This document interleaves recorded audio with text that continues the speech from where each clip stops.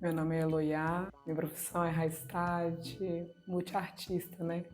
Eu acho que entra em tanta coisa, mas acho que dentre elas, a que eu faço, pratico mais talvez, seja a produção, né, de clipes e a parte de cabelo, né? Que é o salão, que engloba tudo, né? Minha formação é em história. Estudei moda também, tem formação em moda, em história, tenho formação em visagismo, em hairstylist, styling, tudo tudo ao redor da moda eu estudei tudo. Desde os meus 13 anos, assim, eu lembro de fazer escovas no cabelo das minhas tias, assim. E depois desse tempo, minha mãe fez a transição, né? Eu também resolvi fazer a minha transição. E aí eu fiz, e aí depois disso eu comecei a fazer o curso de cabeleireiro, né? E assim, o curso aqui em Montes Claros era muito voltado para cabelo liso, né? Ele não tinha uma coisa de ser para um cabelo cacheado, não tinha nada. E aí eu fui estudando mais sobre isso, aí fui nas capitais, aí eu fazia curso de corte, de mechas, tratamento, tudo voltado para cabelo cacheado. Aí no início da segunda etapa da pandemia, eu fiz todos os cursos que eu queria fazer da área de style, de hairstyle. Aí eu fiz mechas para cabelo cacheado, corte para cabelo cacheado, cabelo crespo, ondulado. Toda vez que eu faço transição capilar aqui no salão, eu choro junto com a cliente. Eu não consigo, porque é sempre uma coisa assim dela se olhar no espelho e às vezes, tipo assim, mesmo as que. E eu respeito o processo de cada uma aqui. Tem umas que querem tirar por partes, cortar por partes, tem umas que querem cortar tudo de uma vez. Porque eu falo que a transição ela não é fora, ela é dentro, muito dentro. A pessoa começar a ver, nem que for um pedaço do cabelo cacheado, da parte lisa, começar a se identificar com aquele cabelo, com aquela textura, que às vezes só teve contato com ela quando tinha 9, 8 anos, depois de já fez progressiva, né? Então, e eu gosto muito de dar esse livre-arbítrio para elas, né? Para ser o momento delas, né? Não interferir, falar, não, você tem que fazer, né, o grande corte, né, que eles falam, né? E eu tento sempre respeitar o desejo da cliente, mas assim, guiar sempre para ela a melhor coisa, né? Como visagista também, o que vai ficar legal para o rosto, para a cor dela, né? Para a pele dela. A minha atuação como cabeleireira tem total sentido com a parte artística, assim. Seria até impossível fazer as esculturas, tudo isso, se eu não tivesse primeiro entrado na área de cabelo, né? E também a formação de história me ajuda muito, porque eu consigo viajar dentro do universo que a pessoa quer.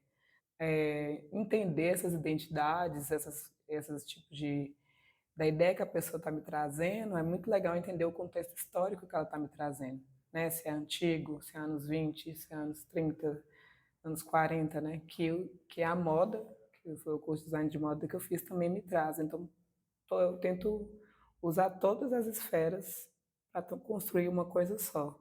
Meu primeiro salão, eu já tinha a ideia de fazer ele voltado para crespo cacheado ondulado.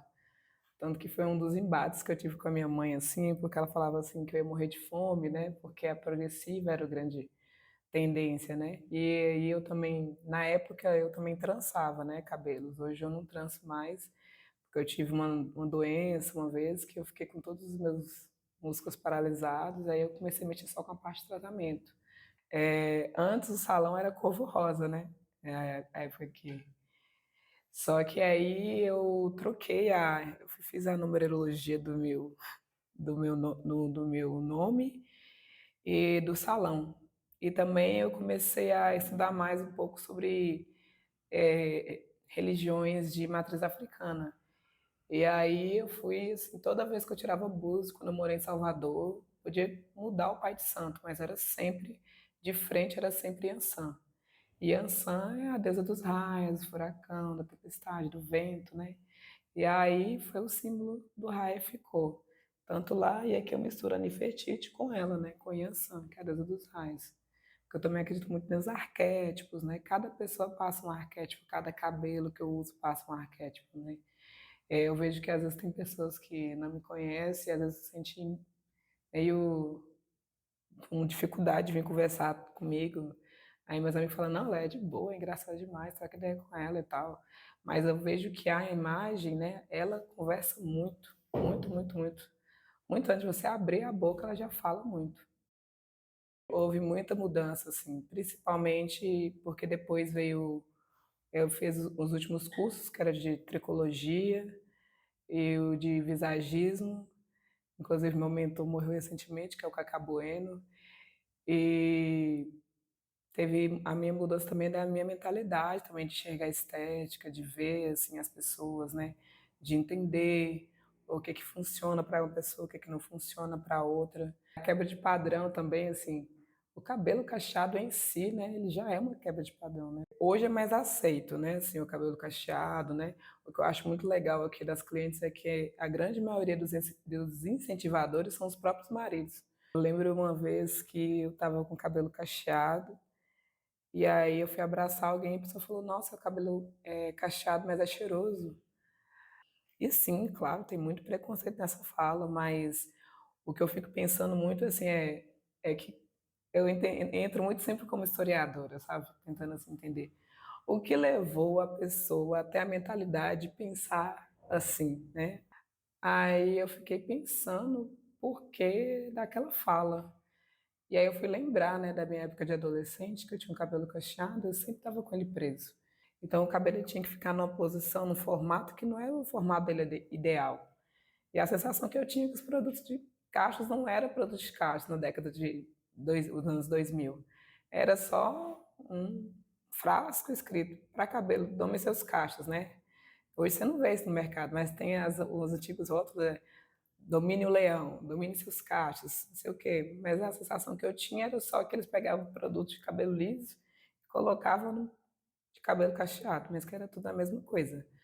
Porque hoje até mesmo as linhas assim que de farmácia, né, que eu não recomendo nenhuma, mas mesmo assim são mais ativam mais o cabelo do que os que a gente usava antigamente, né? Tem produto para classificação de cabelo 4 que é um cabelo crespo, de cabelo 13 que é um cabelo cacheado, de cabelo 2 que é um cabelo ondulado, né? Então hoje tem para todos os públicos. Que eu vi assim da época que era antigamente para hoje, o cabelo se libertou, porque antes ele sempre estava amarrado, sempre estava preso, ele sempre estava com progressiva. Então o cheiro do cabelo sempre era um cheiro meio estranho. Eu me lembro do cheiro do meu cabelo quando eu era adolescente e depois que eu comecei a assumir ele cacheado, porque ele podia ter volume, ele podia ter leveza, ele podia ter movimento, aquilo era bonito.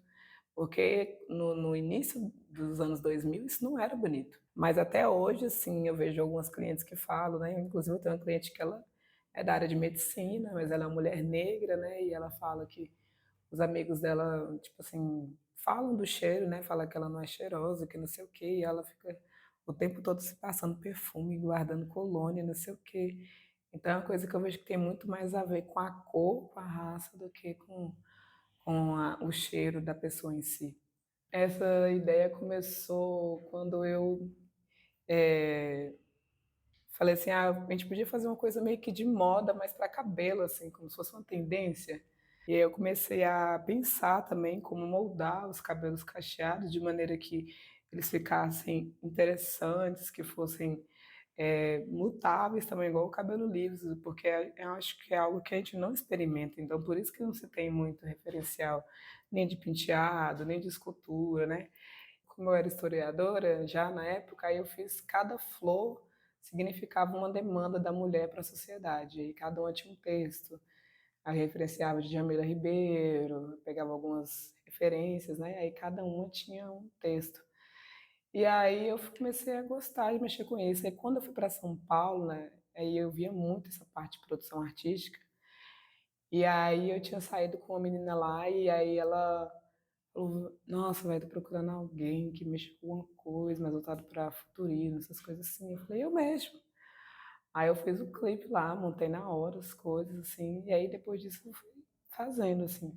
Tanto que esse rapaz, ele me contratou de novo lá para ir lá em São Paulo para fazer a produção do clipe dele, que é o Tobag, e a menina que eu conheci já não era mais da equipe, assim. Só eu que continuei. E aí cada escultura tem a ver com geralmente, assim, a minha linguagem é sempre voltada para o afrofuturismo, né, que é pensar o negro no presente, no passado, no futuro, né. O afrofuturismo, ele começou muito na parte de de uma de um questionamento, né, assim, por que que a gente não estava representado em coisas futurísticas, né. Toda vez que você vai ver alguma coisa futurista, é uma pessoa branca, né, por que que não tinha pessoas negras, né. Fomos, aniquilados, né, foi um povo que não sobreviveu, e a partir disso virou um movimento, gamer, né. Depois foi para as escrituras, e ali acabou virando um movimento político. E aí veio o Pantera Negra, né, que foi um grande referencial para minha pesquisa, porque, essa ideia que eles têm, né, de beleza é muito diferente do conceito de beleza que a gente, criou, né. Então os traços negroides, ou ser negro, é que tudo eles se viam entre si e era bonito, porque eles não foram colonizados, né, como a gente. E aí eu sempre uso elementos também que tenham a ver com algum tipo de espiritualidade, ancestralidade, né, porque eu entro muito no maximalismo também. E aí as esculturas, né, elas refletem muito nessa minha inspiração, né, dos filmes de ficção científica, né, de pensar também o futuro possível, né, um futuro que a gente não é hostilizado, né, que não haja agressão, né, que a gente não porque assim, porque eu tenho que pensar, o que está acontecendo com as pessoas negras, né, porque eu sou mulher não branca, mas tem que pensar como é que vai ser ou a agressão ou sobre qualquer outra coisa, sendo que eu só queria viver como uma pessoa normal e ter que pensar sobre isso, não ter que explicar isso para alguém que racismo é crime ou que falas assim são totalmente ridículas e desumanas, que é só uma cor de uma pele, sabe assim. Até o novo álbum da Beyoncé, que foi eu fiz até um estudo sobre ele, né, que é o The Black King. E aí ela fala muito dessa coisa, né, de pega e coroa de volta, né, que é essa questão da autoafirmação. Então, dentro do meu trabalho, né, da minha pesquisa de história sobre afrofuturismo, entra muito a autoestima negra. Porque para você achar que você não é um povo que é menos, né, você tem que se sentir mais, se sentir bonito, se olhar no espelho e estar de bem com ele. E é uma coisa que eu fico batendo muito na pauta, assim, né. Então, assim, as roupas, eu gosto de misturar roupa com estampa de matriz africana, com coisas, com búzios, né, trazer todas essas referências, né, que entra no maximalismo, que é essa beleza que ela tem um ancestral, ela tem um político, ela por si só ela já conversa. Então, quando eu vou sair na rua, eu sempre faço questão de estar muito bem arrumada e que a minha roupa ela já comunique, né, muito sobre mim, ou sobre a minha pesquisa, sobre quem eu sou. Porque quando você está nos lugares também é político, eu estar naquele lugar, que às vezes muitas pessoas não acessam, mas eu tive, né, consegui conquistar de acessar. O impacto que eu vejo que a minha arte tem, ela traz uma coisa de admiração. A pessoa olha assim e fala: "Nossa, nossa, eu nunca pensei nisso, coisa diferente, coisa". E geralmente as pessoas acham bonito, acham, pelo menos a rede que eu estou, né, sempre acha muito bonito, acha diferente, né? Toda vez que eu trago uma proposta de cabelo ou que eu levo isso no meu desfile, né, o pessoal adorou, gostou muito, né? E a grande maioria das pessoas que foram, né, para a festa do abacaxi foi muito por conta do desfile, porque queria assistir o desfile, ver, né, que ele foi no corredor cultural, né. Então, assim, para mim foi a representação da minha pesquisa, né, do meu TCC. E essa daqui foi do meu último desfile, do Cyberglam. Eu coloquei Cyberglam e não Afrofuturismo, porque ele também entra no cyberpunk também, né, que é essa coisa de pegar um braço destroçado e encaixar, e são as pessoas que estão à margem também. E aí com o abacaxi são pessoas que são, pessoas trans, não binárias, cadeirantes, né, então são todas essas minorias, então eu quis representar todas elas no desfile, não só as pessoas negras, né, que eu falo muito sobre essas minorias, né, que é o pessoal que está mais à parte, que não fica tanto nos centros, né? Que não tem tanto acesso ao centro. E teve todo tipo de representação no meu desfile, assim. Essa daqui mesmo, ela vinha com óculos, que ele era todo futurista também, para trazer bastante da identidade. E aí, ao mesmo tempo que ela tem das lunas, né, das 3 luas, as fases da lua, ela também vem com a cobra aqui, né? Então, cada uma tem uma inspiração, tem um movimento que eu vejo. E aí, com isso, eu vou montando elas, assim. Às vezes eu vou criar uma coisa e ela vai virando outra e eu vou deixando me envolver pela arte que ela vai trazendo. Aí os colares também é a mesma coisa, só que eles usam um processo de reciclagem, né? Porque esse aqui são placas de computador, aí eu transformo ele em adornos, né? E até o fato de ser placa de computador já traz uma ideia de futurismo, de tudo isso. E aí eu criei tanto ele quanto os brincos, né? E aí elas vão se criando e eu vou montando com material reciclável e elas são todas envelopadas embaixo também para a questão da reatividade do que tem, né, das placas, né, para não pegar na pessoa também. Também fez parte do desfile também. Ele tem placa também de computador aqui. Aí também aqui estão tudo trançado, feito à mão, tudo feito à mão. E o colar também. Esse aqui já sai um pouco em outro formato, aí eu vou colocando alguns apetrechos para transformar ele em arte. Uso de alguns colares que já eram antigos para transformar em outros colares também. Eu gosto também muito de trabalhar a geometria. Esse fica mesmo igual um diadema. Desencaixa, desencaixa com muita facilidade. A maioria dessas peças, elas passam primeiro pelo Ciel, né, que ele é um serralheiro, ele serra as peças para mim, vai cortando e furando elas, e aí eu vou colocando, a partir dos furos dele eu vou montando, né, os conjuntos. Isso aqui são cabelos sintéticos, que eu vou transformando em trança e vou moldando, né? E aí eu pego alguns materiais recicláveis, transformo também, alguns ilhóis também para trazer essa ideia do futurismo assim, né, do prata. Também tem arame, né, que é essa coisa que dá sustentação para a peça ficar rente, né, não ficar torta ou não cair para frente, né. Muitas das roupas eu desenho, faço, né, e aí eu faço a produção completa, tanto da roupa, quanto dos acessórios, quanto do cabelo, a maquiagem, eu acabo pensando em tudo. Mas são pessoas isoladas, né? Uma artista para um dia, assim. Já fiz a loucura, igual eu fiz para os meninos da Quatro Cidade, de fazer 4 penteados, mas a gente foi de 8h30 da manhã até 1h30 da madrugada, assim. É engraçado, né, que o pessoal fala que Montes Claros, né, tipo assim, fala que a Bahia é o grande lugar do berço, né, das religiões de matriz africana, mas os Exus mais fortes são daqui.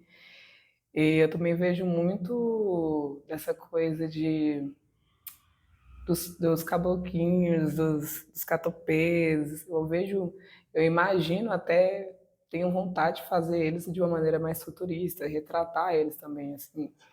E vejo também muita cor, né? Eu gosto muito de cores, né? Então eu misturo muito isso, né? Ai, Montes Claros, assim, amo de coração.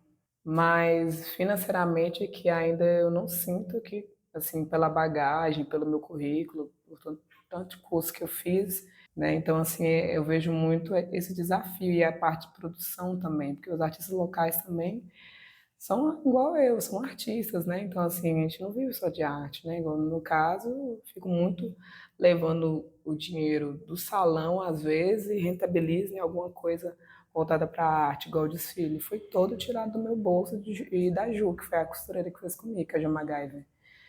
É um lugar que financeiramente é uma parte muito, muito desvalorizada. As pessoas admiram, acham bonito e tudo, mas o valor, às vezes, que você acha que você merece, né, pelo tanto que você estudou, eles não querem e não podem pagar muitas vezes.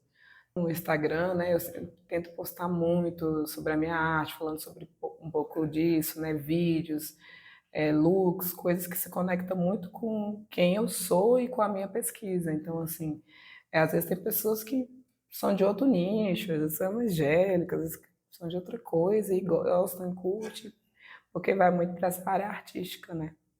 Assim, é muito complicado, muito, muito complicado, assim, você vê, é, às vezes vai dar preferência para pessoa branca para fazer uma coisa que nem era tão bem, não é bem feita, que não, a pessoa não tinha nem portfólio para fazer aquilo, mas é filho de ciclano, que era dono de Beltrano, não sei o que, não sei o que, e aí ganha peixada, né?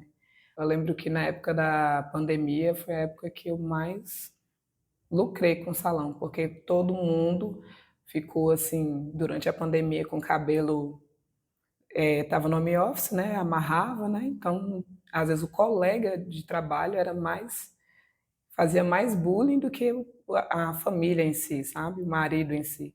Então teve muita transição depois da pandemia, porque as pessoas ficavam mais em casa, então eu cortei muito cabelo, acho que foi uma época que eu mais faturei no meu salão, assim, porque as pessoas já estavam decididas, o cabelo já estava mais ou menos aqui, então já era que para elas já era mais tranquilo, assim. Eu não produzia arte, até porque não tinha inspiração e era um momento de muita tristeza, né, de tudo que estava acontecendo, você ficar longe dos seus amigos, você não poder se conectar com outras pessoas, né? E eu também tive que parar a faculdade nessa época, porque eu trabalhava, ou eu, né, vivia. E aí, isso para mim foi um momento assim, de muito caos. A primeira etapa da pandemia. Na segunda, eu já tinha conseguido fazer uma grana boa que eu tinha juntado, e aí eu fui fazer o curso em São Paulo. Aí que eu fiquei lá 3 meses. Pós a pandemia, teve uma dificuldade financeira assim geral. Assim, eu reparei que era todo o ramo da beleza, assim. Tava fraco, assim, tanto aqui quanto em São Paulo, como em Belo Horizonte, assim. O próprio Edson, que era um dos meus mentores, falou que mês de dezembro, né, que geralmente é quando o salão tá cheio, ele tinha atendido 4 pessoas, 5 pessoas, né. E aí eu participei de uma feira de beleza, contratada pelo Elo Edson, que é o Preto Beauty. E aí, nisso o pessoal viu, né, minhas maquiagens, meu trabalho, né. E aí veio essa indicação.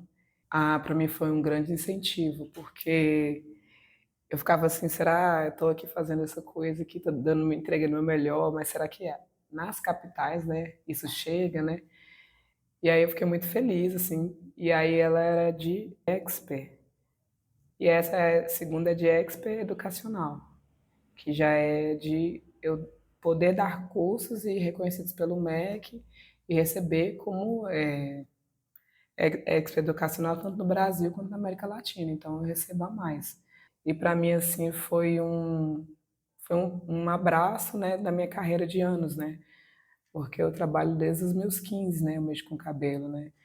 E aí, para ser mestre, faltam só 2 prêmios, né? Eu espero chegar até pelo menos 50. A Marina Sena, ela era muito amiga minha quando ela morava aqui na cidade, assim. Eu fiz a capa, né, da Outra Banda da Lua, fiz fiz 2 capas da Outra Banda da Lua. Uma que ela tá com o piqui segurado assim no peito, essa foi eu que fiz a produção. E depois disso a gente manteve contato, a gente sempre se conversava e tal, né? E aí, quando ela fez o Me Toca, ela tava, foi quando ela falou que ela não ia mais participar de banda nenhuma, que ela queria carreira solo, que ela queria fazer as coisas dela sozinha e tal. E um arrependimento que eu tenho muito grande, né, na época de ter me casado, foi por isso, porque eu não aceitei a proposta, né? Trabalhar com ela, sempre eu e Marina sempre tivemos uma relação muito boa, assim. Ela sempre me tratou com muito respeito, sempre foi muito. Tanto que do Me Toca, né, assim, de primeira, o corte de cabelo fui eu que fiz também, o corte de cabelo dela. E era uma coisa de passar uma pessoa que estava em casa e que estava curtindo a solitude, que estava de boa, mas que estava pensando em outra pessoa. Então ela está em vários lugares da casa. Uma hora ela está comendo pizza, ela está comendo não sei o quê, outra hora ela está na piscina. Que ela entrou 4 foi 3 horas da madrugada. Eu falei, corajosa. Mas foi muito gratificante. Eu me defino como multiartista, porque assim, hoje até meu pai me ligou e falou, minha filha, mas você tem que centralizar mais numa coisa, não sei o quê, não sei o quê. Eu falei, pai, se eu centralizar numa coisa só, eu só tenho uma oportunidade de ganhar dinheiro. A gente tem que ser multi, né? A gente tem que fazer de tudo, né? Ainda mais quando você não nasce com privilégio, nem de uma família rica, nem é herdeira, né? Então você tem que De tudo é aquela coisa, não sei, posso aprender, aprendo. O curso de tricologia mesmo tive muita resistência a fazer ele. Mas como Elis Regina diz, o novo sempre vem. Então, eu prefiro sempre estar me atualizando, trazendo o novo, né, para os meus clientes, né. É gratificante a parte de ser artista, mas também é muito difícil. Todas as vezes que eu fiquei longe da arte foi as vezes que eu tive crises depressivas maiores, assim. É uma coisa que cura minha alma, que me fere, mas que me cura todo dia, né. Eu não consigo pensar minha vida hoje longe da arte, longe dos cabelos, longe de nada disso.